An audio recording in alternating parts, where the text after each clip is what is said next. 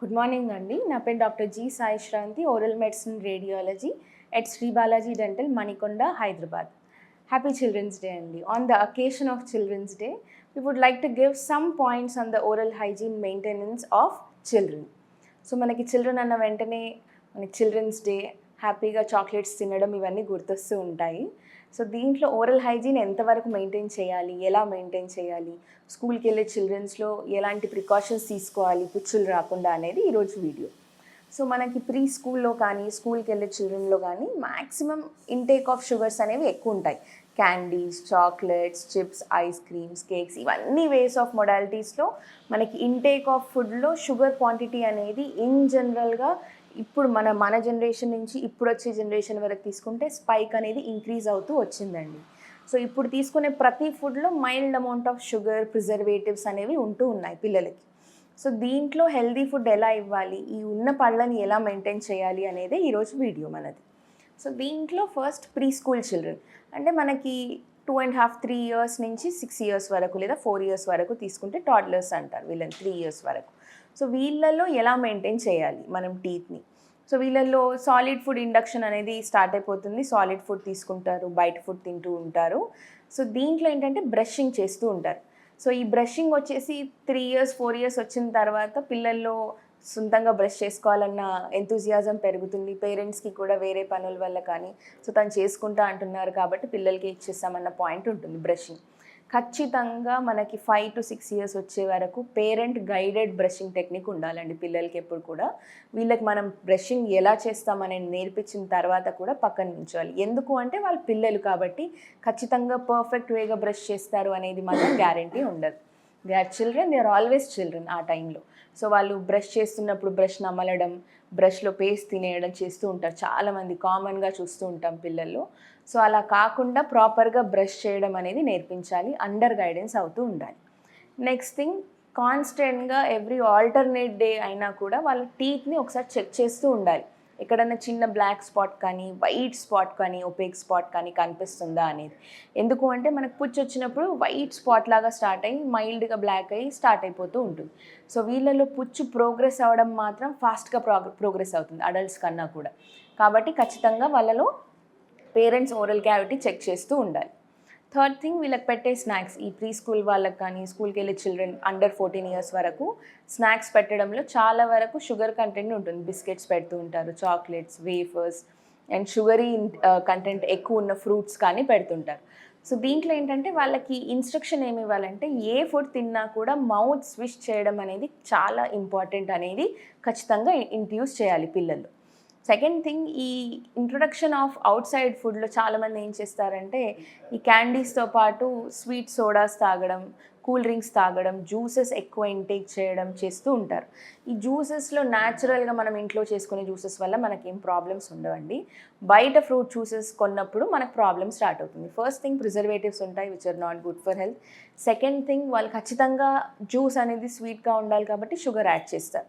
దీనివల్ల ఏంటి అంటే చాలామంది మీరు గమనిస్తే ఇంట్లో పిల్లలు స్వీట్స్ తిన్నాక కానీ జ్యూసెస్ తాగిన తర్వాత వాటర్ ఎవరు తాగరు. ఆ స్వీట్నెస్ని ఎంజాయ్ చేస్తూ ఉంటారు ఫుడ్ తర్వాత. సో ఈ ఎంజాయ్ చేయడంలో ఏమవుతుంది అంటే వాళ్ళకి షుగర్ రష్ బ్రెయిన్కి ఎక్కువై హ్యాపీగా అనిపిస్తూ ఉంటుంది. బట్ లోపల మన టీత్ అండ్ గమ్ ఏరియాస్ దగ్గర పుచ్చు అనేది మెల్లగా స్టార్ట్ అయిపోతూ ఉంటుంది. సో ఈ ఖచ్చితంగా షుగర్ కంటెంట్ తగ్గించాలి, వాటర్ కంటెంట్ పెంచాలి పిల్లల్లో, అండ్ ఫైబ్రస్ ఫుడ్ ఇంటేక్ అనేది ఖచ్చితంగా ఉండాలి మనకి పిల్లల్లో. థర్డ్ థింగ్ ఏంటంటే ఎప్పుడన్నా పిల్లలు ఏదైనా ఫుడ్ ఇరుక్కుంటుంది అన్న వెంటనే ఆ పాయింట్ని నోటీస్ చేయడం, ఆ పాయింట్ని కన్సర్న్ అవ్వడం అనేది ఇంపార్టెంట్ అండి. ఎందుకంటే ఫుడ్ ఇరుక్కోవడం అంటే అక్కడ టీత్ స్ట్రక్చర్లో డిఫెక్ట్ రావడం వల్లే ఫుడ్ ఇరుక్కుంటూ ఉంటుంది.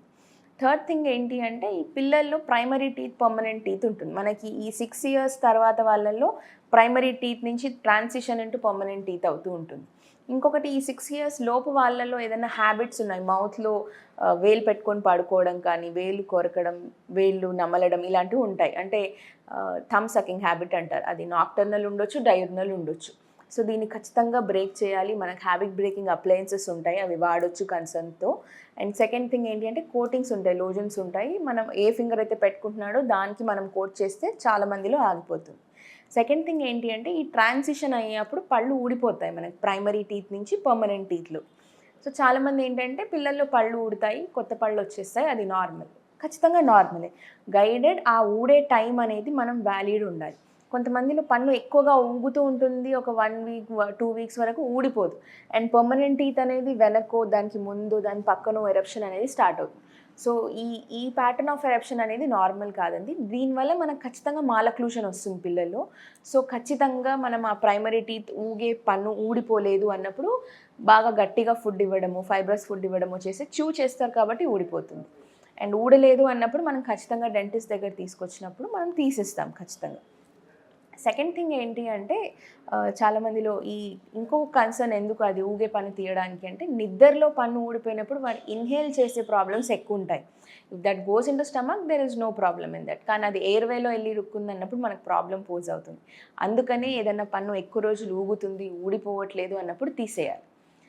థర్డ్ థింగ్ వచ్చేసి వీళ్ళలో మనకి పన్ను పుచ్చిపోయిన తర్వాత ట్రీట్మెంట్ కన్నా కూడా ప్రివెంటివ్ డెంటిస్ట్రీ అని ఒక పార్ట్ ఉంటుందండి మనకు డెంటల్లో. అంటే మనం పన్ను పుచ్చిపోకుండా ప్రికాషన్స్ తీసుకుంటాం. పిట్ అండ్ ఫిషర్ సీలెంట్స్ అని అంటారు. ఎందుకంటే వీళ్ళలో గ్రూవ్స్ డీప్ ఉంటాయి ఎర్లీ ఎరప్షన్ అయినప్పుడు టీత్లో, ప్రైమరీ అండ్ పర్మనెంట్ టీత్లో. ఆ గ్రూవ్స్లో ఫుడ్ ఇరుక్కోకుండా మనం ఒక చిన్న సీలెంట్ అప్లై చేస్తాం. దీనివల్ల ఏంటంటే పన్ను మధ్యలో పళ్ళల్లో ఫుడ్ ఇరుక్కోవడం అనేది ఆగిపోతుంది. అంటే మనం ఒక 25-50% ఆఫ్ కేర్స్ రావడాన్ని ఆపేస్తున్నాడు పిట్ అండ్ ఫిషర్ సీలెంట్స్తో.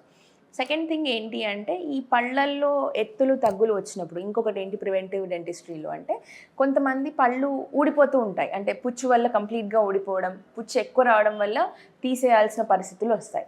సో ఈ ప్రైమరీ టీత్ తీసిన తర్వాత పర్మనెంట్ టీత్కి ఆ స్పేస్ మెయింటైన్ చేయడం అనేది ఖచ్చితంగా ఇంపార్టెంట్. సో దాంట్లో స్పేస్ మెయింటైనర్స్ అనేది ఒకటి ఇస్తుంటారనమాట. సో ఇది కూడా మనం ఇంటర్సెప్టివ్ ఆర్థోడాంటిక్ థెరపీ అంటారు. అది ప్రివెంటివ్ మెడిసిన్లోనే వస్తుంది. అంటే ఫ్యూచర్లో మనకి పళ్ళల్లో క్రౌడింగ్ రాకుండా ప్రైమరీ టీత్ ఊడిన తర్వాత లేదా తీసేసిన తర్వాత మెయింటైన్ చేయడం అనమాట.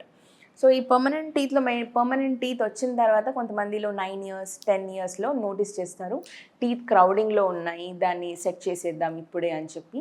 సో కంప్లీట్ పర్మనెంట్ టీత్ అనేవి మనకి సెకండ్ మోలార్స్తో పాటు కంప్లీట్ ఎరప్షన్ అయ్యేంత వరకు మనం ఏ రకమైన ఆర్థోడాంటిక్ ట్రీట్మెంట్ చేయమండి. ఎందుకంటే మనకి టీత్ బయట కనిపించే దానికన్నా రూట్ ఫార్మేషన్ కంప్లీట్ అవ్వడం చాలా ఇంపార్టెంట్ కాబట్టి. సో అదంతా కంప్లీట్ అవ్వడానికి మనకు 14 ఇయర్స్ టైం పడుతుంది. 13 to 14 ఇయర్స్ తర్వాత ఆర్థోడాంటిక్ ట్రీట్మెంట్ అనేది స్టార్ట్ చేస్తారు. సో బేసిక్ మెయింటెనెన్స్ అనేది పిల్లల్లో కూడా మనకు చాలా ఇంపార్టెంట్ అండి. సో గైడెడ్ బ్రషింగ్ ఇన్ చిన్న పిల్లల్లో, ప్రీ స్కూలర్స్లో and preventive orthodontics, preventive medicine అనేది చాలా ఇంపార్టెంట్ మనకి పిల్లల్లో కూడా. సో ఇందులో ఏదైనా డౌట్స్ ఉంటే కింద కనిపించే నెంబర్కి కాల్ కానీ మెసేజ్ కానీ చేయొచ్చు. Thank you.